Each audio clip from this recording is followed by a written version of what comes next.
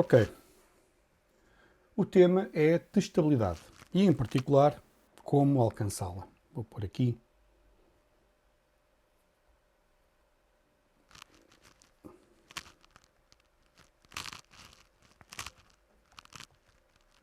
Como alcançar.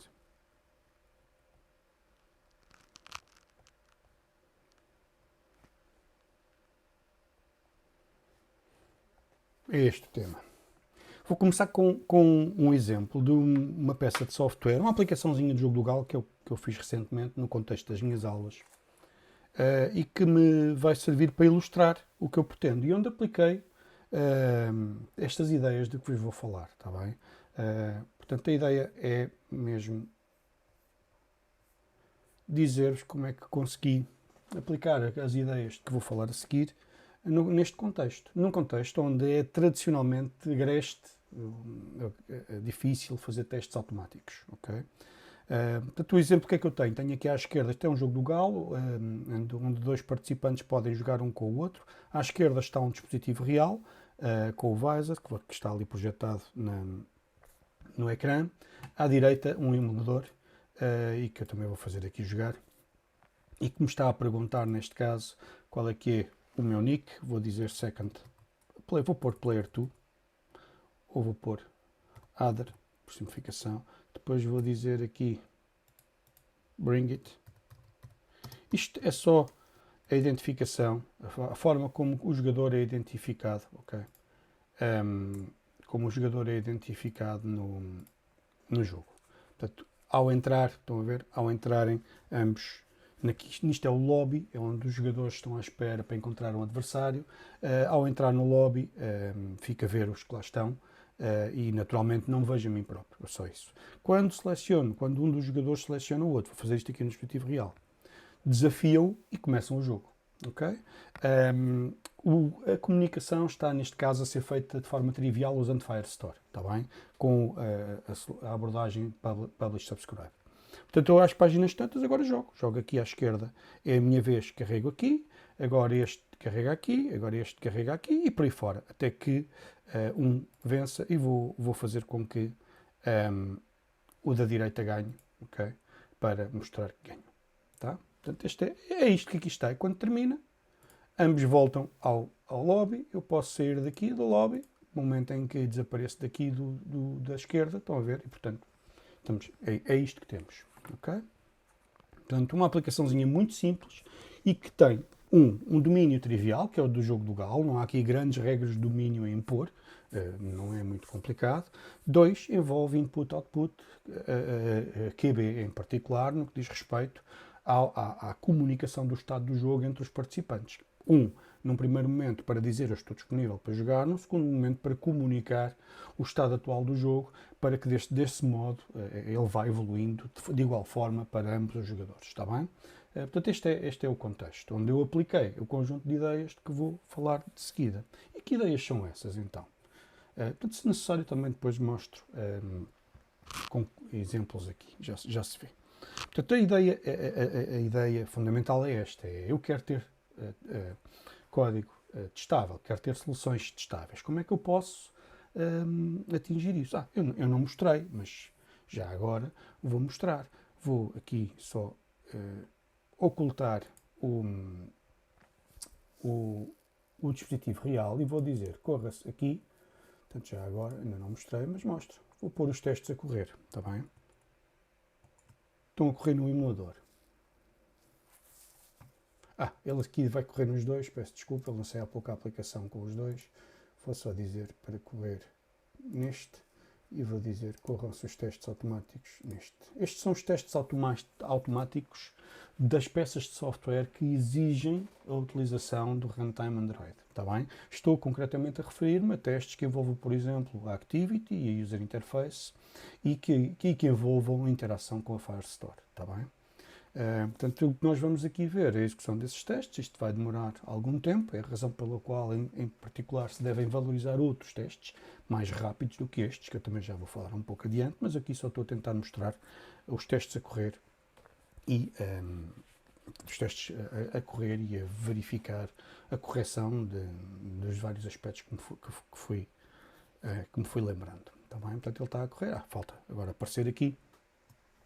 E, portanto, as páginas tantas, como veem, começam a correr uma série de testes, começa-se a ver a UI a mexer.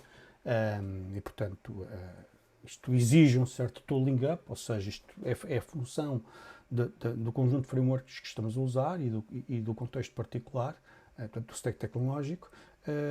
Mas eu diria que, em geral, isto é possível com a generalidade dos stacks tecnológicos. Portanto, não há nenhuma razão para que eu não possa fazer coisas destas, está bem? Portanto, testes automáticos desta natureza. Existem outros ainda, outros testes automáticos que eu ainda não pus a correr, mas que posso pôr a correr no instante, que são outros, que são estes aqui, que são os designados de, vou pôr também a correr, que são os designados de unitários, que neste caso não dependem da existência de um runtime Android, apenas exigem que exista uma JVM, ok? Portanto, são testes elementares com o JUnit Runner que correm, validam uma série de peças de software, no caso as peças relacionadas com o domínio, exclusivamente relacionadas com o domínio. Aqui o jogo local. Está bem? Portanto, ele estou a correr, está aqui a instanciar os testes, por acaso não sei se ele vai lançar os outros em paralelo ou não, confesso que não sei disso. Estes aqui já estão quase todos a terminar. Eles são 63, 64 e, portanto, é pouco interessante ver isto aqui aos saltos, é só porque, pronto. Ok, portanto, os testes passaram todos, vemos aqui 64 testes a passar. E agora estou à espera da instanciação destes testes. Não sei porque é que isto está a demorar.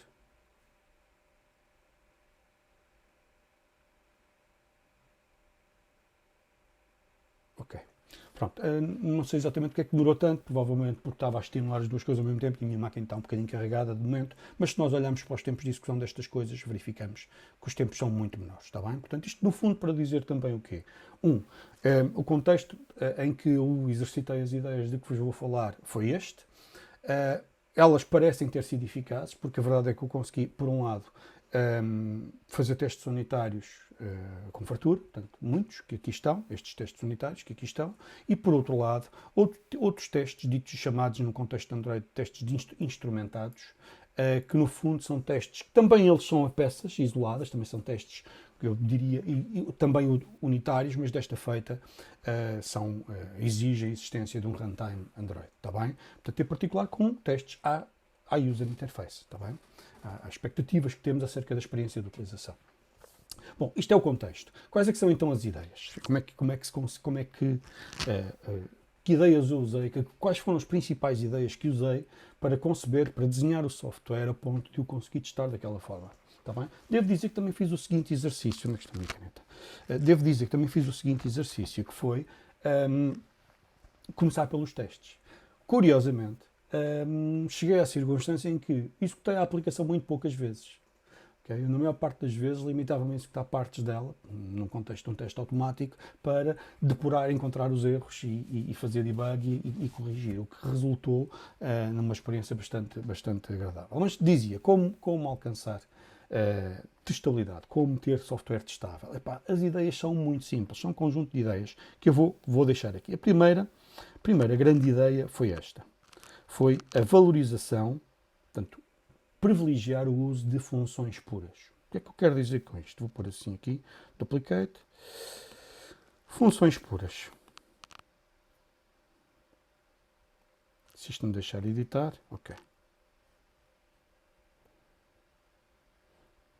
O que é uma função pura? Uma função pura é uma função que recebe parâmetros e produz um resultado, e não produz efeitos, alterações de estado absolutamente nenhumas. Não escreve numa consola, não mostra nada, não escreve numa base de dados, não produz outros efeitos. Portanto, é uma função cuja única consequência da sua execução é calcular um resultado com base nos dados de entrada. Está bem? Chamam-se isso funções puras. E porquê que é de valorizar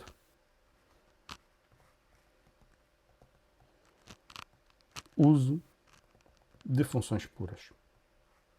Porquê? Porque elas são facilmente testáveis. Portanto, é trivial testar funções puras. Já agora, eu estou a dizer funções, mas eu não disse em lado nenhum como é que estas funções estão organizadas ou agrupadas. Elas podem ser funções membro que pertencem a uma classe e, portanto, Não têm que ser necessariamente funções globais, está bem?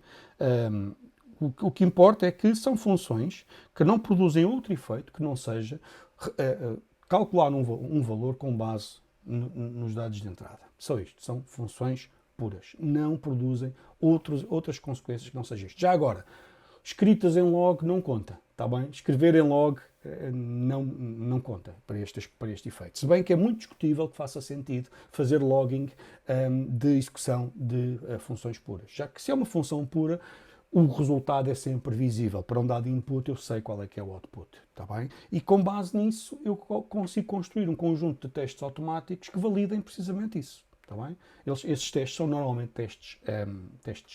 chamam-se testes unitários, está bem? E não exigem grande setup. A única coisa que é preciso é um runner que execute testes unitários, está bem? Para o stack tecnológico em causa. No meu caso, todos estes testes eu coloquei-os, não são testes instrumentados, isto é, são testes que não dependem do uso da framework Android, está bem? Portanto, este dizia então, uma ideia é o uso de funções puras. Deixem-me só aqui pôr uma coisa destas aqui e agora editar isto assim e pôr um bocadinho mais grosso para que se veja melhor. Ok. Portanto, no fundo, esta é uma ideia, que é valorizar o uso de funções puras. Isto é, funções que não produzem alterações ao estado global do sistema. Portanto, o resultado da sua execução é exclusivamente o cálculo de um resultado. Está bem? O cálculo de um valor. Com base nos seus inputs, naturalmente. Outra ideia muito importante que eu também usei foi valorizar a imutabilidade. Ou seja, colocar ênfase no uso de valores imutáveis. Porquê? Porque o uso de valores imutáveis, a imutabilidade, tem o mérito de colocar em evidência o fluxo dos dados. Isto quer dizer o quê? Quer dizer que o valor não depende do momento temporal em que ele é avaliado. Porque se o valor é sempre o mesmo, não muda ao longo do tempo. Se não muda ao longo do tempo, também trivializa o teste. Okay? Portanto, o uso de valores, de valores imutáveis tem este mérito, que é eu não preciso de fazer testes que tenham em consideração circunstâncias temporais particulares. Porquê? Porque elas não são relevantes num contexto em que eu uso imutabilidade. Certo? Se o valor de x é 5, vai ser sempre 5. E, portanto, eu não preciso de construir testes que testem se x muda de valor ou não. Percebem? Portanto, simplifica também a tarefa de testar o software. Tá bem? Porquê? Porque reduz o âmbito dos testes. Eu preciso fazer menos testes. Não tenho que ter testes que tenham em consideração circunstâncias temporais. Tá bem? Portanto, isso foi outra ideia que eu usei aqui. Finalmente, outra ideia ainda relacionada com isto, então, mas eu sou um programador imperativo. Isto, se vocês olharem e virem, usar funções puras e valorizar imutabilidade, estamos a falar de técnicas funcionais. Mas eu sou um programador imperativo, não é? Eu posso não saber usar as técnicas funcionais de forma a levar estas duas ideias ao extremo. É verdade. Então pode haver circunstâncias em que eu preciso de usar mutação. Se for o caso, se eu precisar de usar mutações, então o que eu devo fazer é restringir o seu âmbito o mais possível, está bem? Portanto, essa é a ideia. Eu vou fazer aqui um duplicate. Portanto, se porventura eu necessitar, por limitação minha, ou porque cheguei à conclusão que naquele caso particular é mais interessante não ter uma abordagem baseada na imutabilidade. Então o que eu devo fazer é restringir o âmbito da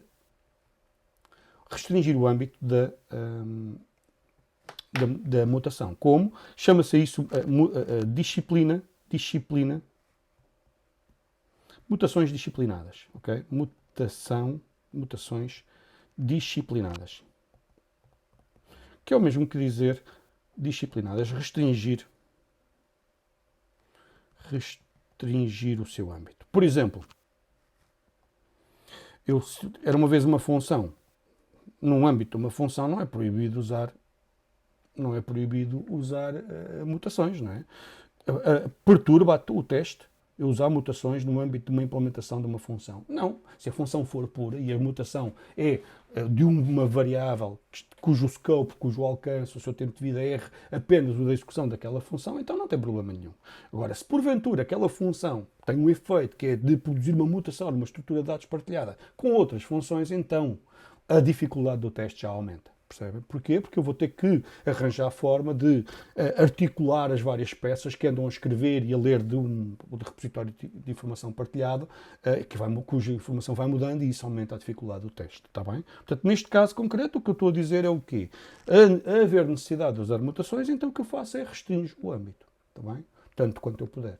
Porque ao fazê-lo, simplifico também o teste. Está bem? Isto aqui está, não é rocket science. Nada disto que aqui está é transcendente. São ideias que, se nós tivermos em conta, têm a consequência de produzir software testável.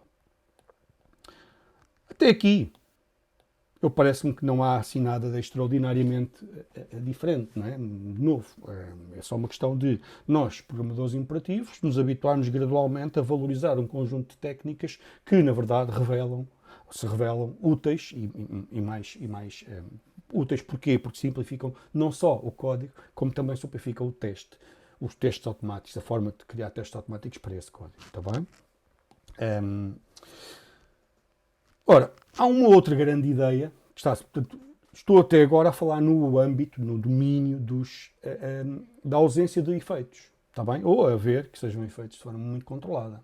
Portanto, mas esta não é a realidade. A aplicação que eu vos mostrei está cheia de efeitos, querem ver, se não reparem. Isto que aqui está, era uma vez uma aplicaçãozinha, pôr isto aqui a correr. Isto são efeitos, não é? Isto está a aparecer no ecrã. São efeitos, não é computação pura, no sentido funcional da coisa, não é? Estão coisas a aparecer no ecrã, não é? Estão coisas a ser escritas numa base de dados, não é? Isto aqui foi escrito numa base de dados partilhada. Ao fazer isto, estou a escrever coisas numa base de dados partilhada. Ele agora está-me a perguntar outra vez isto, por alguma razão. Este emulador está-me sempre a perder o estado de execução da aplicação. Tenho que tentar perceber o que é que se passa com o emulador. Mas isto não é um bug da aplicação, está bem? Tanto que não acontece no dispositivo real, como vocês estão a ver. Mas dizia, bring it. Isto pode ser assim, come on. Dizia, reparem, aqui estamos no âmbito dos efeitos, não é? E, portanto, eu estou a fazer escritas em base de dados, então está aqui mutações. Ok? Então, mas como é que é?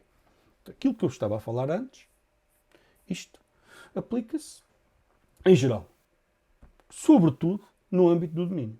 Está bem? Mas há circunstâncias em que eu não posso usar isto. Como é que eu lido com isso? Está bem? Como é que eu resolvo esse problema? Isto é, imagina que eu quero o meu código exige que eu escreva numa base de dados, que eu comunique com outra peça que está noutra máquina. Como é que eu faço isso? Ok?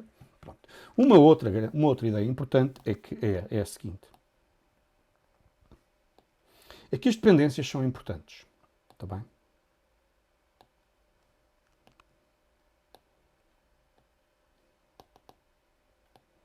Vou escrever aqui. O que eu quero dizer com isto?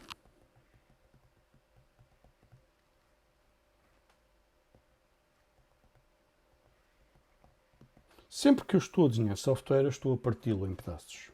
E ao parti-lo em pedaços, eu tenho que estar conscientemente a pensar nas dependências que estou a criar entre as peças, entre os vários pedaços. Okay? Essas dependências são importantes. Se eu tivesse que escolher uma percentagem do tempo gasto no desenho do software a pensar nas dependências, eu diria que era francamente mais do que 50% do tempo estou a pensar em como é que eu vou, o que é que depende do quê. Tá bem? Não só o papel de cada peça, mas o que é que depende do quê. Eu se calhar quase que exagerava, levava isto para os 75% do tempo de desenho está aqui. Okay? Portanto, só para perceberem que na minha cabeça a gestão das dependências ela é de facto importante. Uma forma Portanto, como é que eu lhes dou importância? Bom, tornando-as explícitas. Okay? Portanto, as dependências são explícitas. Isto é, uma peça não decide. Portanto, se uma peça depende de outra, não decide qual é que é a concretização dessa dependência que usa. Mas, em vez disso, e esconde no seu interior da sua implementação. Não. Torna explícita essa dependência no seu contrato. Ou seja, a peça A que depende da peça B, torna explícita essa dependência no seu contrato. Está bem?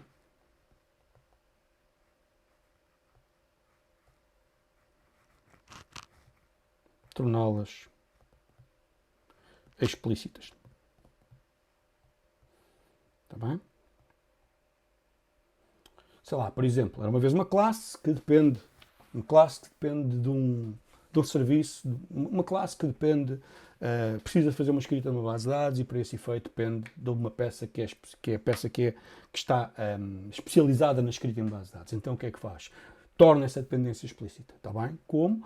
Tornando, por exemplo, num construtor dizendo eu preciso disto. Outro exemplo, imagina que é uma função recebendo como parâmetro, está bem? Portanto, a dependência deve ser tornada explícita. Ok? Ao torná-la explícita não basta. É preciso também, se ela é explícita, então é facilmente parametrizável. Portanto, eu posso parametrizá-la assim. Parametrizável. E, se é parametrizável, é passível de ser substituída. Ok? Portanto, reparem, estas são ideias que estão associadas à necessidade de testar. Em vez de ter que ter sempre todo o sistema real montado, eu posso, ao observar esta ideia de dar importância devida às dependências, como tornando-as explícitas, portanto parametrizáveis e, consequentemente, substituíveis, não é? Eu posso facilmente montar cenários de teste em que substituo a implementação real que escreve de facto numa base de dados por uma implementação que não faz a escrita na base de dados, apenas registra a intenção do software a montante de o fazer. Está bem? Por exemplo, usando uma técnica que é a mocks. Aqui, parametrizável e substituível.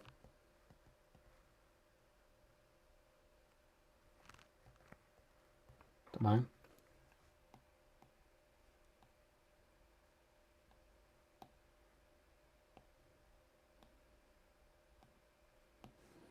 Tá? Parametrizável, no singular, isto, pá, desculpem o meu preciosismo, parametrizáveis, substituíveis. Caramba, isto tem uns bugzitos. Interação aqui, esta app que eu estou a usar. Está bem? Portanto, estas para já são as seguintes ideias. Ok? 1. Valorizar o uso de funções puras. 2. Valorizar a imutabilidade. 3. A ter que haver mutações. Ser disciplinado no seu uso, isto é, restringir o seu âmbito. 3. O próximo passo, ou quarta ideia, valorização das dependências, pensar bem nas dependências, como tornando-as explícitas e, portanto, parametrizáveis e substituíveis. Está bem? Ao fazer isso, o que é que eu consigo fazer? Consigo facilmente substituir a implementação real por uma implementação que foi criada para o efeito do teste e, consequentemente, testar de forma muito simples aquilo que ali está. Está bem? Tudo isto que aqui está é orquestrado, portanto, para poder chegar ao resultado que eu mostrei, é orquestrado com uma única ideia, uma ideia final, que é a ideia da dependência, a regra da dependência, que eu chamei Dependency Rule e que já vou mostrar o que é. Portanto, vou só aqui duplicar uma ideia central, fundamental, que é a regra da dependência. Assim que eu consigo editar isto, né? A regra da dependência.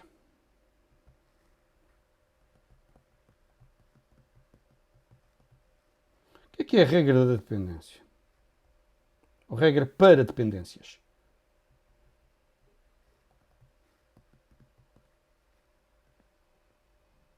E isto é uma regra que todo o meu software tem que observar, está bem? Portanto, todo o software que criar tem que observar esta regra. Okay?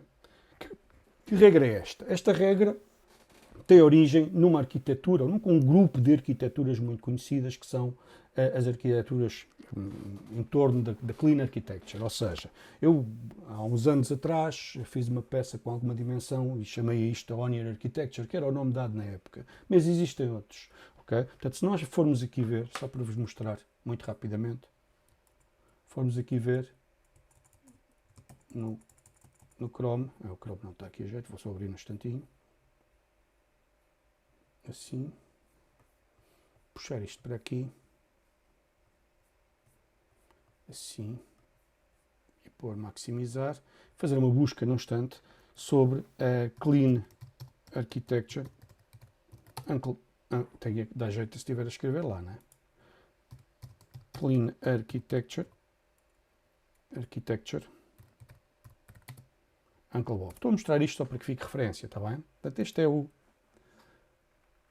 isto que aqui está. Podem depois até ler isto com um bocadinho mais de atenção, mas eu aqui não estou especialmente interessado nos detalhes e nas variantes, estão a ver. Estou interessado naquilo que une todas estas variantes, que é esta regra que aqui está, a regra da dependência. E que eu vou formular agora, vou-vos dizer. Qual é que é a ideia? A ideia é, em vez de organizarmos ou de pensarmos no software tradicionalmente em camadas, e se lembrarem quais é que são as camadas são, era uma vez, deixa eu pôr aqui, era uma vez uma camada inferior, que é de Data Access ou Data, okay? Era uma vez uma layer superior. Isto não está a aparecer, porquê? Porquê que isto não está a aparecer? Oh caramba, gostava muito que aparecesse. Deixa-me só ver porque é que não está a aparecer. Está a aparecer, eu é que sou a azelha. Portanto, desculpem, dizia Data Access, portanto, e agora aqui Business ou Domain, tanto faz, não é muito importante a distinção. Domain Layer. E agora aqui Presentation, em que a Presentation tanto pode ser apresentação, tanto pode ser uma UI, como pode ser uma API, isto depende agora da natureza da peça que estamos a falar, ok? Seja como for, a questão é, tradicionalmente pensamos no software organizado em camadas, e as camadas com esta forma, stacked, não é? Empilhadas. Podemos pensar nas camadas de outra forma. Vou sugerir o seguinte, assim. Vamos fazer undo aqui, para apagar a coisa. Ups, assim, vou selecionar isto. Será que eu consigo apagar isto? Consigo, assim. Okay. Assim. Gostava que isto fosse mais rápido a apagar, mas ainda esta ferramenta não estou ainda muito eficaz nisto. Isto aqui está, quero apagar. Não é? Como é que eu apago isto?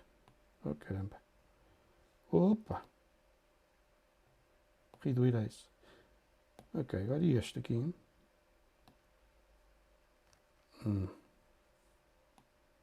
Que eu apago isto.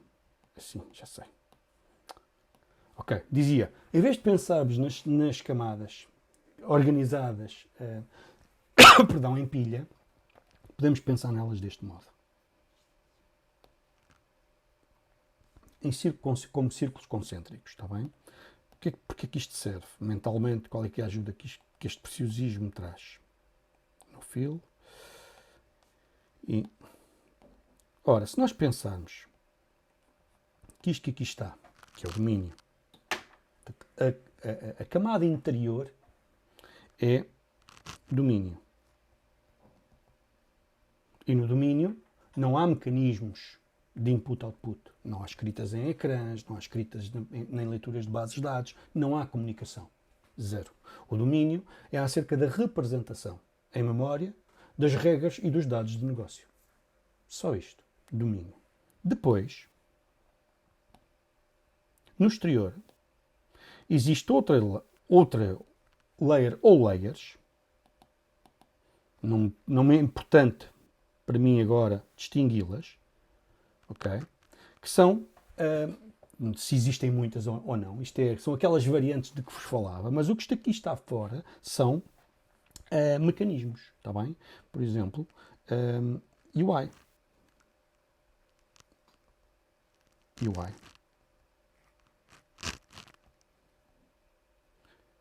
Agora vou duplicar isto por aqui. Duplicate. E aqui vou escrever DB Access. Acesso ao DB. Estou a escrever em inglês. Epá, um bocado em inglês, um bocado em francês. Paciência. DB Access.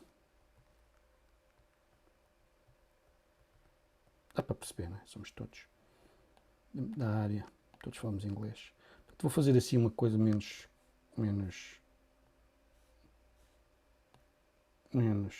redo typing. Caramba.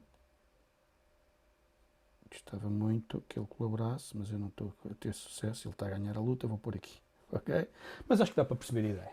Portanto, era uma vez as leis exteriores que estão relacionadas com o quê? Com as necessidades de produção de efeitos da aplicação. Uma aplicação, uma peça de software, para ter utilidade tem que produzir efeitos. Caso contrário, é apenas computação pura. Portanto, isso não está em discussão se há efeitos ou não. Os efeitos têm que existir. A questão é onde é que eles estão. E a ideia aqui é os efeitos estarem na periferia, ou pelo menos a maior parte deles. E ao estarem na periferia, significa o quê? Significa que se torna trivial testar aquilo que é específico do domínio. Mas o domínio é trivial. O domínio não tem nada para testar, não tem assim tanta coisa, como é o caso, por exemplo, do meu jogo do Galo. O meu jogo do Galo não tem assim tanta coisa para testar, não é? O que é há aqui para fazer testes do jogo do Galo? Pouca coisa. Há aqui um conjunto de testes, estão a ver, que é verificar se o algoritmo para identificação de empate ou de vitória está certo, enfim. No caso concreto, este domínio. Ainda há umas quantas. Se olharmos aqui para o número de testes, ainda vemos que são uns quantos, estou a ver. Há aqui uns quantos. E que, obviamente, vão depender do domínio. Quanto mais sofisticado for o domínio, mais pertinente é a capacidade de isolar este código específico do domínio numa realidade em que seja fácil de testar esses algoritmos específicos do domínio. Está bem? Esses algoritmos e essas representações, entenda-se. Portanto, dizia, portanto, o domínio,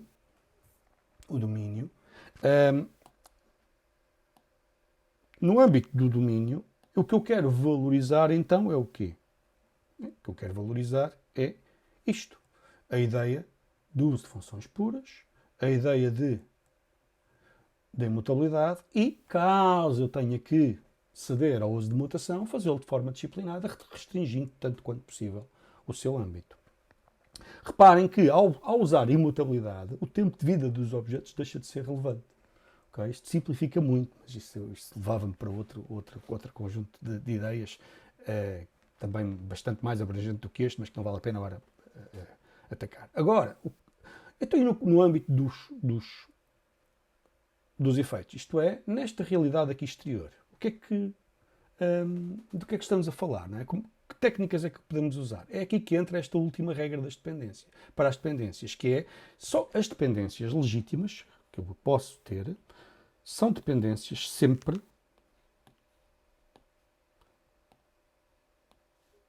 nesta direção.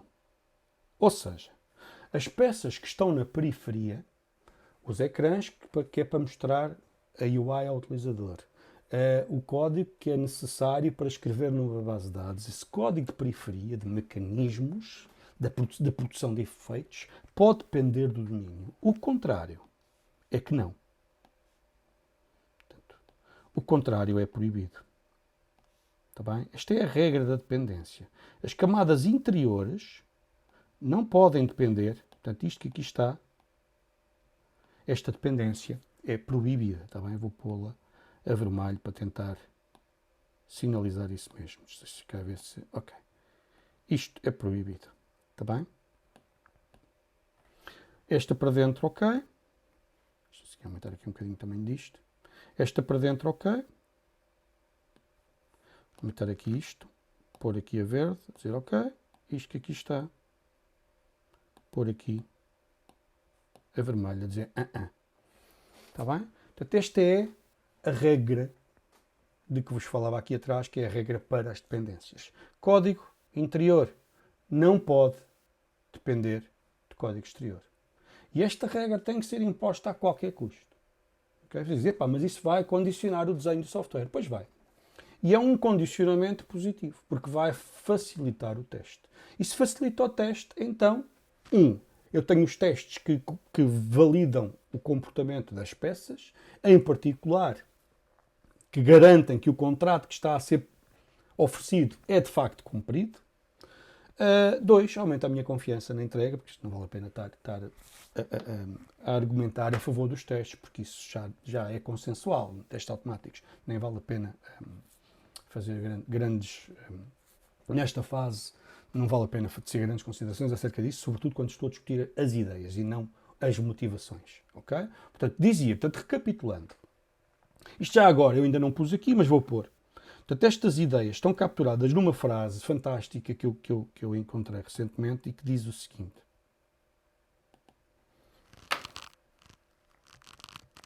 Functional core, portanto, cerne funcional, imperative shell. Casca, não é? Imperativa.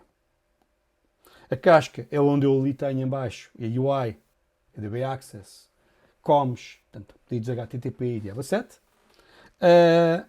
O Functional Core, o core é o domínio. Está bem? Essa é uma frase fantástica que eu encontrei num dos livros que li e que, de facto, captura isto. Dizer, mas eu não sou um programador funcional. Ok. E é por isso que eu tenho aqui esta ideia das mutações disciplinadas, com um âmbito restringido. Está bem? Portanto, se este conjunto de ideias for observado, nós conseguimos criar testes unitários.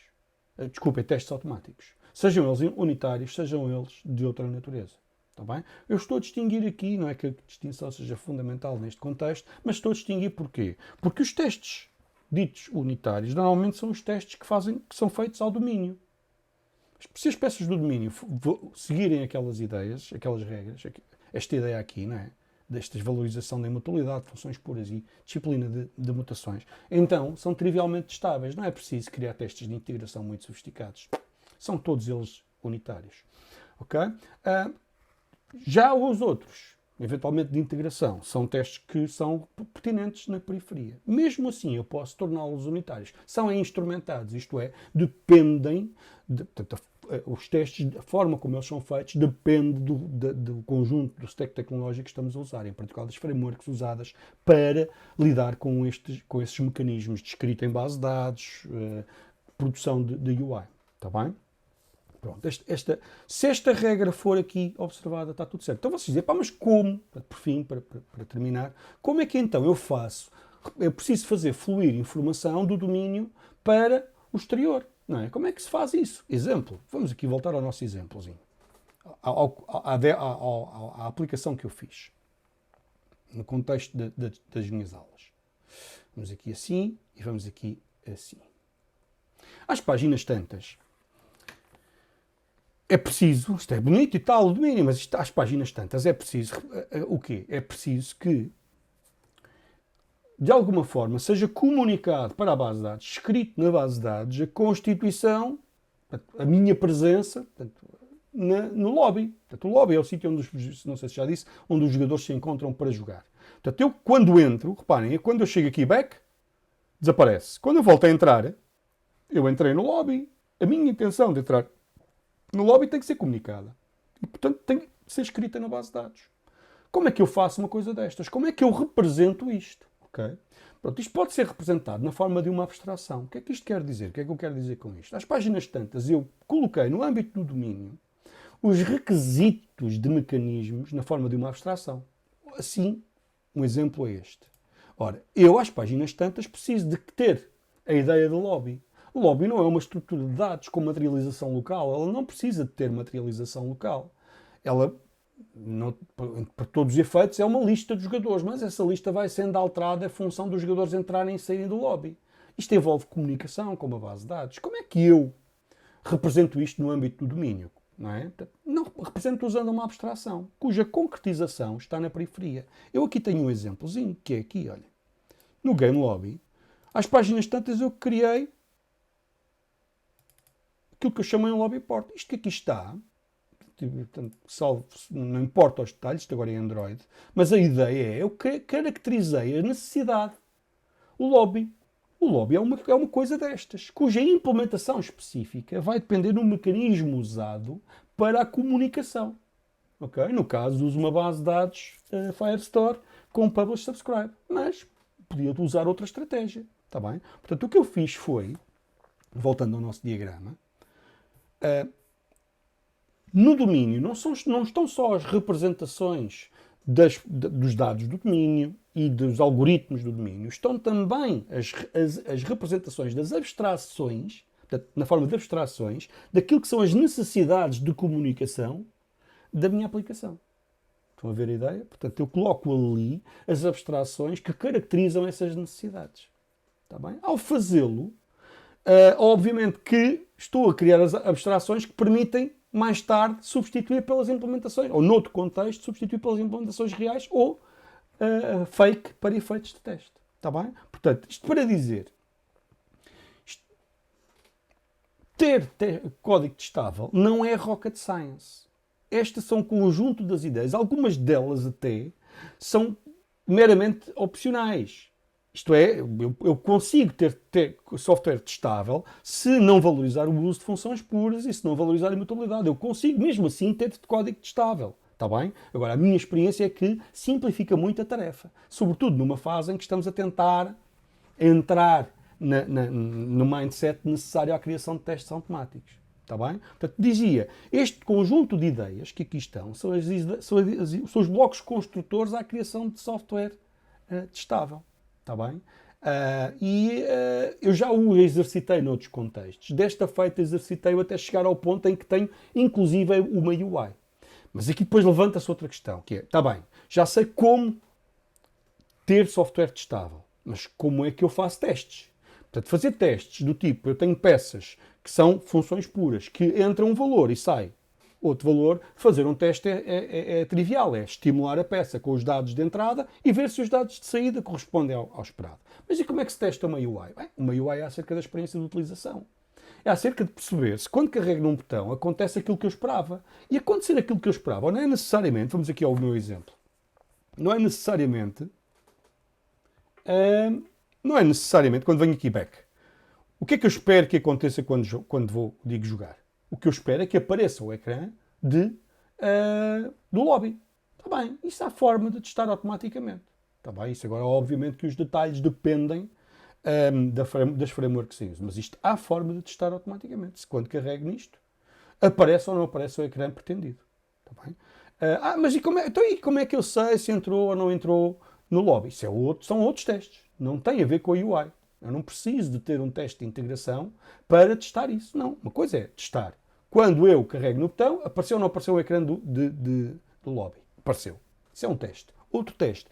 Quando entro no lobby, quando o ecrã de lobby é mostrado, assim que eu entro no lobby, eu apareço no lobby de facto ou não? É outro teste ainda. Está bem? Pronto, mas isso seria outro conjunto de temas, portanto, que é acerca das ferramentas e de como se usam essas ferramentas para ter os testes automáticos. Ok? Pronto, espero que isto ajude. São ideias que não são nenhuma destas ideias é especificamente complicada. São simples. Okay? A conjugação destas ideias, como sempre presentes na concepção das peças, facilita muito a criação de testes automáticos. E a criação de testes automáticos, já nem sequer é discutível. Está bem? Espero que isto tenha ajudado. Fiquem bem.